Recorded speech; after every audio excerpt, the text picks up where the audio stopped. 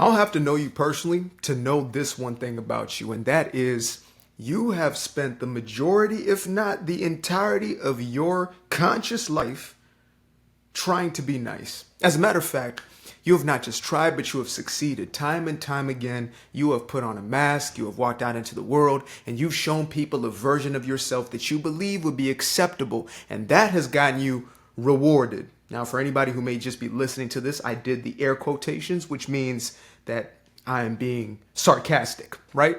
When I say you have been rewarded for your niceness, I'm not saying that you have actually benefited, that the true you, the real you, right? Who you are in all your authenticity, all your brilliance, your divinity. I'm not talking about that version. I'm talking about the version that you have created through the internalizing of other people's opinions, through the voices that you have taken upon yourself as your own voices. I'm talking about that version. That version of quote unquote you is the version that believes in niceness. Now, when we talk about niceness, oftentimes, more often than not, unfortunately, when most people hear the word nice, especially in association with somebody, what they view is a positive sort of characteristic or trait, right? If somebody is nice, usually means that this person is admirable, this person is likable, this person is virtuous. And for me, the majority of my life, I believed in niceness. As a matter of fact, I fell under the religion of niceness, right? Now, I was raised as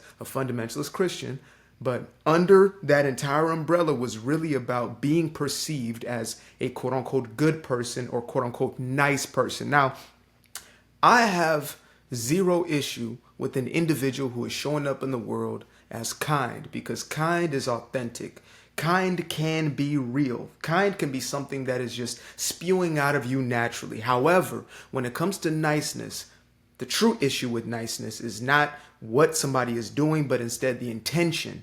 Why are they doing it? When we are being nice, when we are being good, we are doing something for the perception of others. And another word is really manipulation. That's what we're actually getting into, right? When we're looking to be quote unquote nice, we're actually looking to manipulate a situation, whether it's a big old grin on your face in order to get something that you want or in order to make people around you comfortable. You're avoiding quote unquote conflict in order to feel good within yourself. You are doing something. You are saying something. You are changing your opinions around. You are, speaking when you don't want to speak, doing when you don't want to do, or vice versa. You are afraid to say no in the fear that somebody will look at you, reject you, and therefore it will point out some sort of insecurity that you are still harboring. And so instead of that feeling, instead of actually dealing with what's going on internally, what do?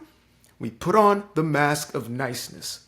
Now again, niceness is calculated.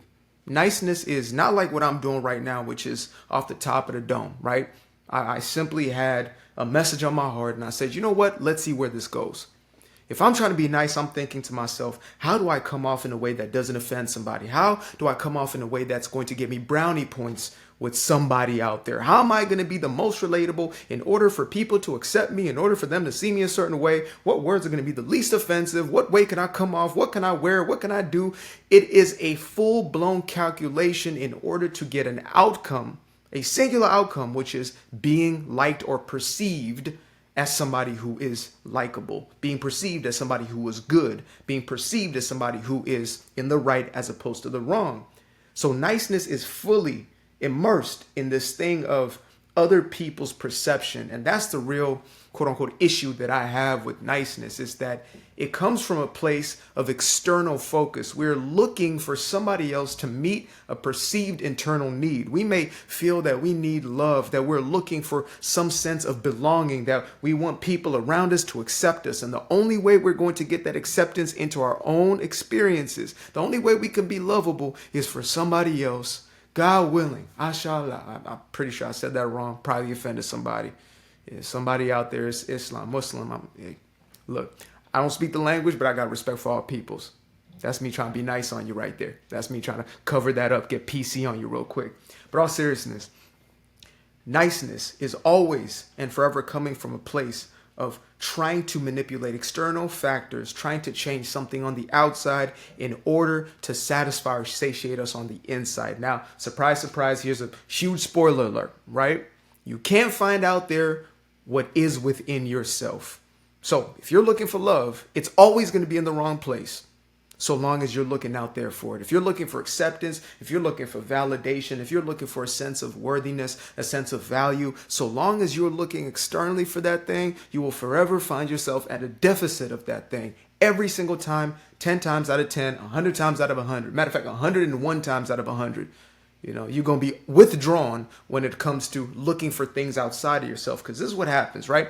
At first, you think to yourself, well, you're technically not thinking yet. You're at a quote unquote unconscious state from the age of 0 to 7. You are still formulating that conscious part of your brain, aka the part of your brain that basically has been created like a Frankenstein's monster, just thrown together, things glued together, all these opinions, voices, stories that you've been told, ideas that you've been taught as real and truth. And so, you know, before you have that version of yourself, you are soaking in the ways of the quote unquote world. You are soaking in what is right, what is wrong, what should I do in order to get my needs met? What should I do in order to get that need met? And so you're creating a narrative, you're creating a story as far as how do I get to a place where I can do or I can say or I can feel a certain way in order for other people to bring me to a state of, let's say, harmony, to bring me to a state of ease. So if you were raised in a household where, let's say,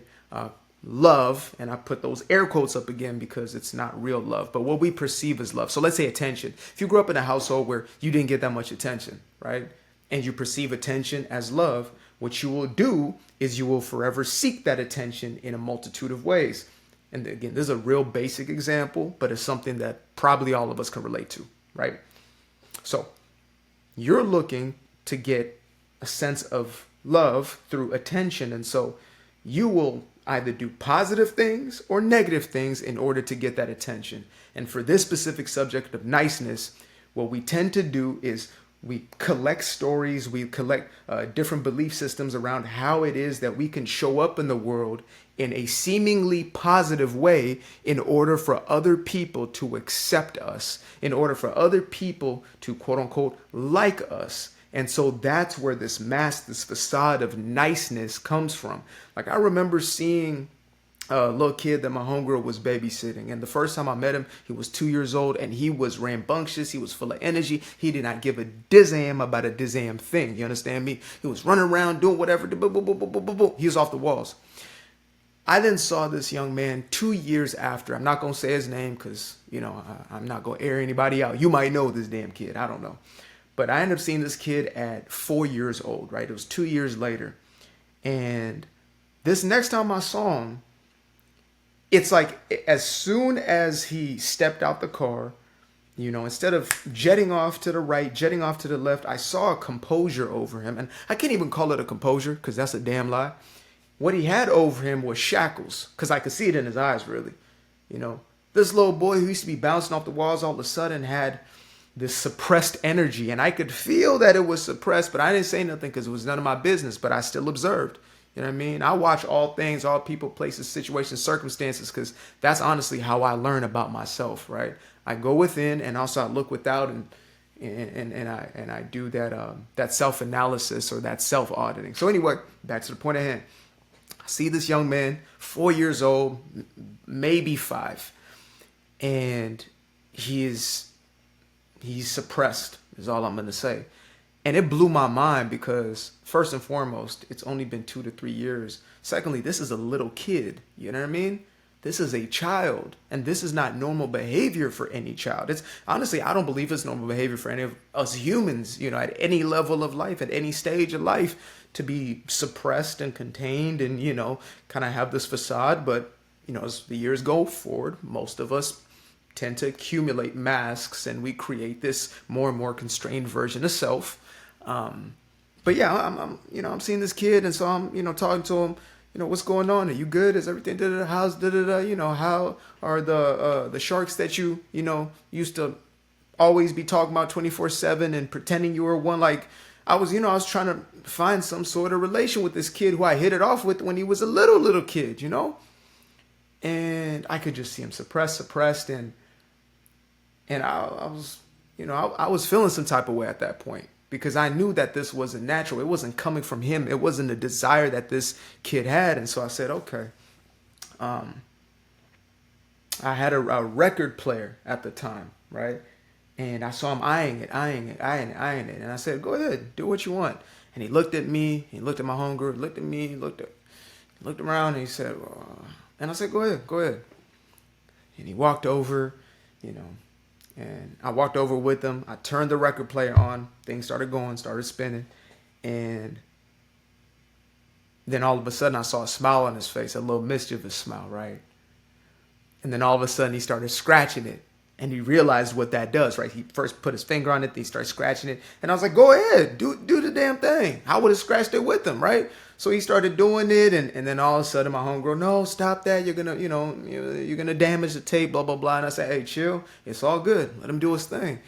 And from that moment on, I kind of just saw a little bit more freedom, right? But in that moment, I realized something. And mostly because he actually said it. It was words out of his mouth.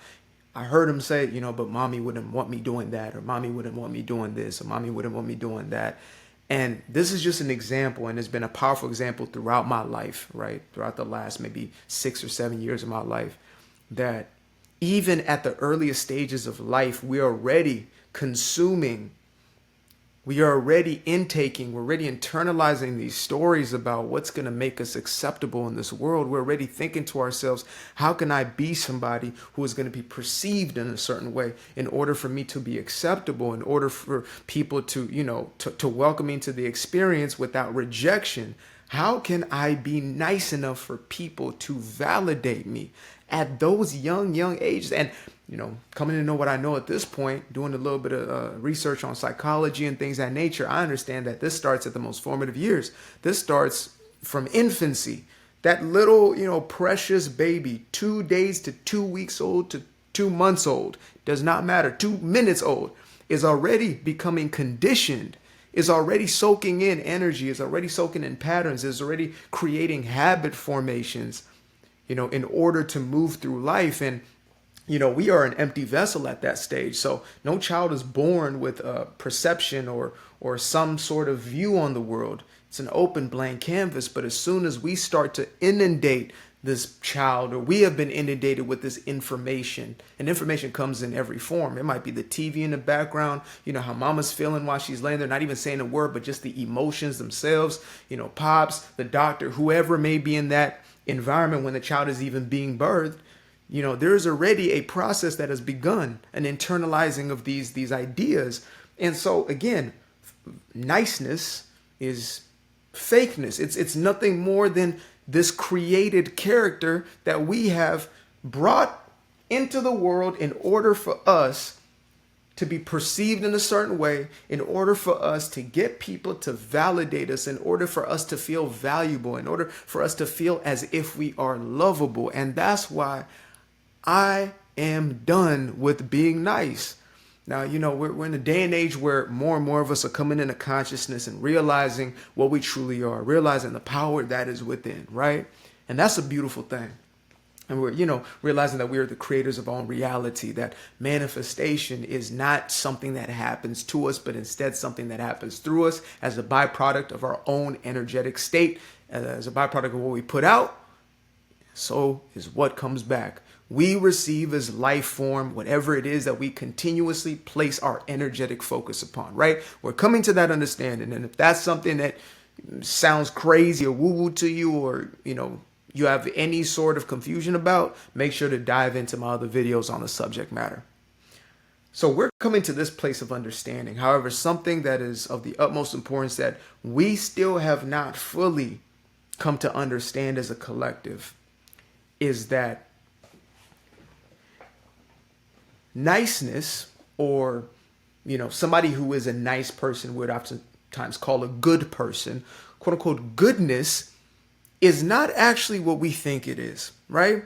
So we view it on the outside looking in, right? Like there's this quote of the quote unquote good die young. And this is actually something that Dr. Gabor Mate talks about. Dr. Gabor Mate is a triple OG doctor, right? I'm pretty sure he would take that title if I gave it to him personally. He's a triple OG. He was a guy who came from, the traditional medical system or healthcare, quote unquote, slash sick care system for the last 40, 50 years, right? This is an 80-year-old man, and he broke out of that system after realizing the true creators or the true conditions that allow for dis-ease. And one of his claims to fame basically is that niceness leads to dis-ease, right? Niceness or going through life inauthentically actually leads to physical ailments. And that might sound crazy to somebody who knows nothing about that body-mind or mind-body connection.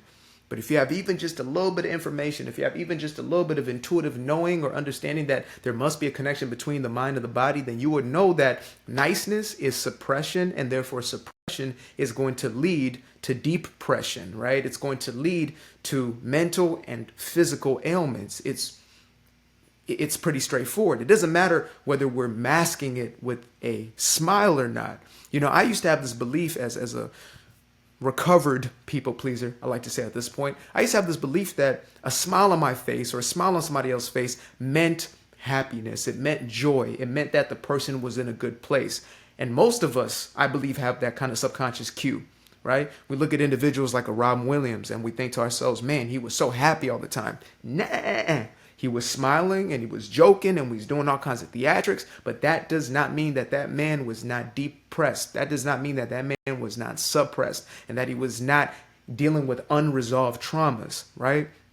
That's the thing that I've come to realize and accept for myself, is to say the way that somebody's displaying themselves is not what's actually going on energetically. A person could be very tense. A person could be extremely stressed. They could be, filled with angst. They could be filled with anger and rage and still have a smile on their face and still be perceived as the nicest person. Because when it's all said and done, the person who is seeing you as nice is only seeing you as such because they're getting something that they want from you. Like I have this quote, and you can quote me on this one. I ain't heard anybody else ever say it. I'm going to let my ego take this one for a second.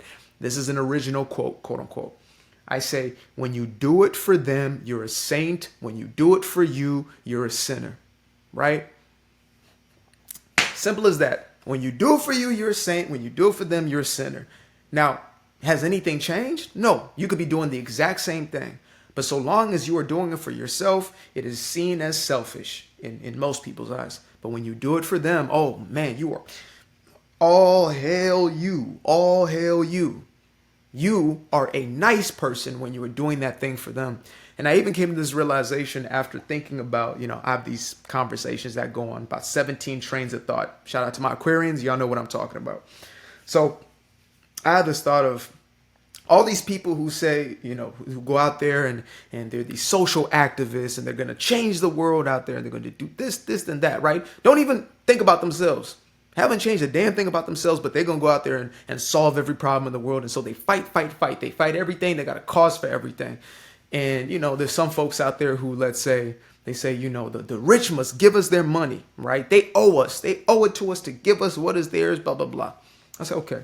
So if I'm, let's say, a billionaire and I go into a neighborhood and I give money to everybody in that neighborhood except for you, would you still view me as somebody who's selfish and greedy?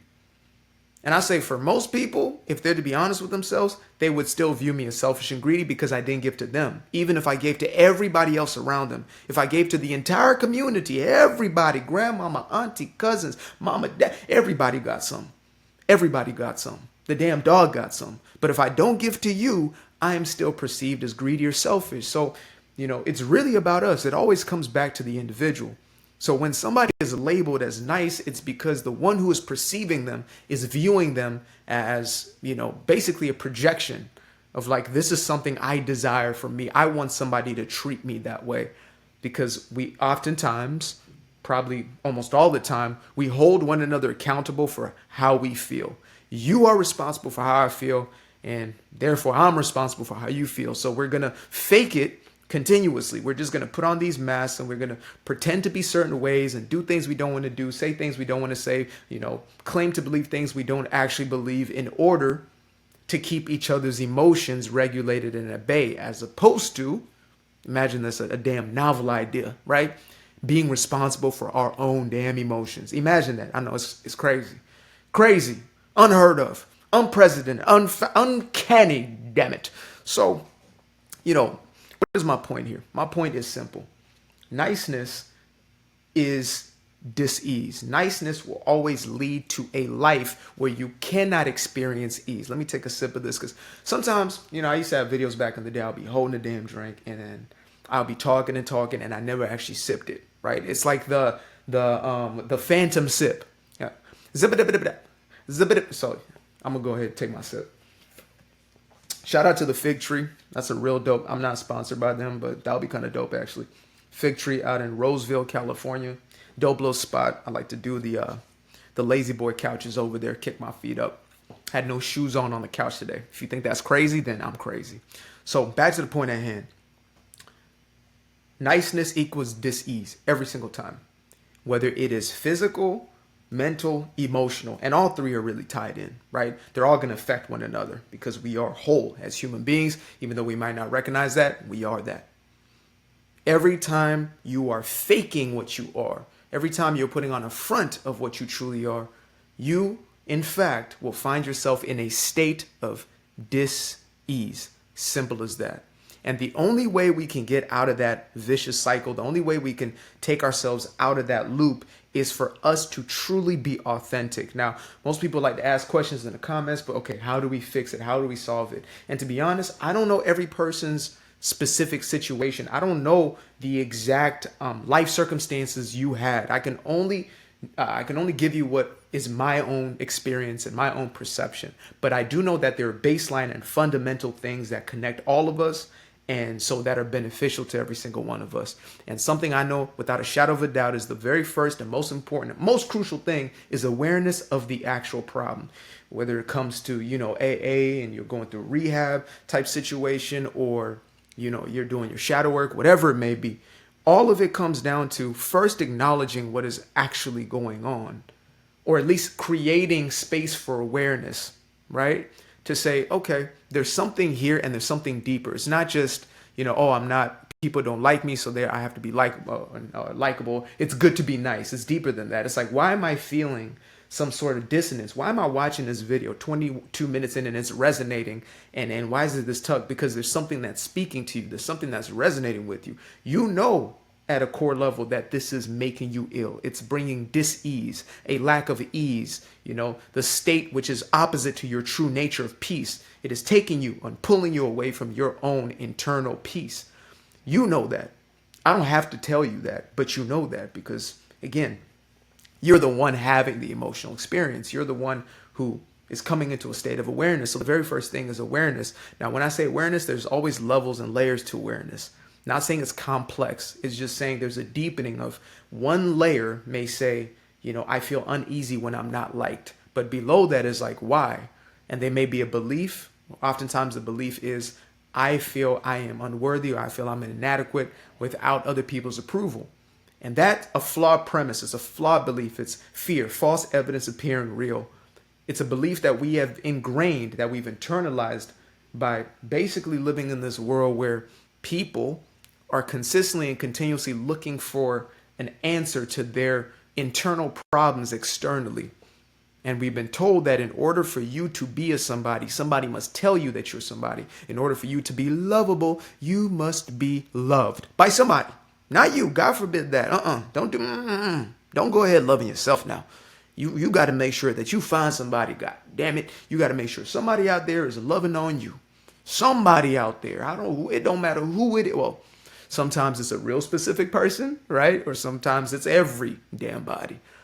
But that flawed premise of we need to go externally for something that's already within us is the baseline. And if you have that as a belief system, then you will forever feel a deficit. You will forever feel like you're not worthy. So the realization of you are always enough, you are more than enough. As a matter of fact, when you go within, when you allow yourself to truly introspect, right? When you go in a meditative or mindful state, you will come to remember that there is nothing for you to prove. There is no value that you need to create or that you need to fabricate. There's nothing that you need to do, say, think, no type of way that you need to feel in order for you to be enough, in order for you to be valuable. You are all those things already, period. There's nothing in this life that you can do or not do that's going to make you unloved, because life in itself is love. We are all enraptured by a thing called love.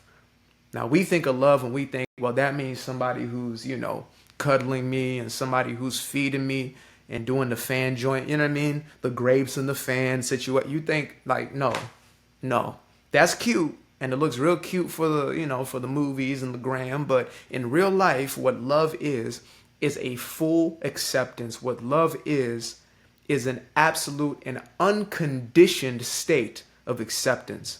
To say you in and of yourself are perfect and whole here and now, period. And nothing can ever change that. And so is everybody else around you. You might, want to hold your resentments and grudges towards everybody and blame. But the reason you feel some sort of way when you even judge another, when you blame another, we're going to take a biblical for a second. In the same measure that you judge, so shall ye be judged. You're going to be judged the same way you judge somebody else. It's going to come back. It's going to ricochet right back on you because it is unnatural. We all recognize there is love in all of us. We recognize that all of us are connected through love. And you may call it God, you may call it source, the infinite, the all, Allah, whatever source may be for you. I like to use the word source, right? Like source code, like, you know what I mean? Like an outlet plug situation. That's just the visual that works for me. Source is love, and you are one with source, and all of us are one with source. That is the actual truth. There is nothing that you do not deserve. There's nothing that is not your birthright. The goodness of this life are your birthright. But what stops us from getting that, or what stops us from not quote unquote attaining it, but allowing these things into our lives, the one thing that stops us from actually experiencing love is the belief that we're already not loved. And we're even loved in spite of it and in the midst of that. You're just rejecting it, and you're just, you're trying to keep it away, but you're still loved in that. You're just not allowing yourself to experience it.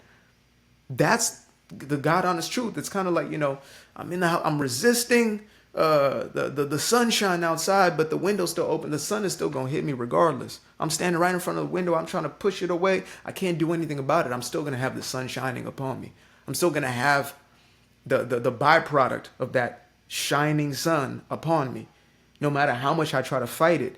But when I let it in and I soak in those rays, oh my goodness, freedom. Every single time is freedom. So there's that, and that's that. And I'm out. Fell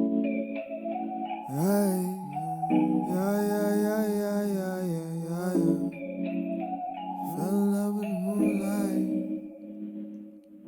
I fell in love with the sunshine. Fell in love with the light. Fell in love with the night. I fell in love with the full moon. Fell in love with the night. I used to be afraid of the dark, a place unknown like a heart in their heart. I used to see my life in the bar. Now the kids unchained, every shackle is lost. 2 steps in the moonlight, 2 step in the daytime. You just know when it feel right. You got a feeling the time's not. See you through those shades that I just threw on. Through my lenses, you just can't do no wrong. I fell in love with myself again. I fell in love with myself. I fell in love with the sunshine. I fell in love with the light. I fell in love with the full moon. I fell in love with the night. I can see the light again. I can see the light. You can see the life in him illuminate the night. I know the time is taking a 3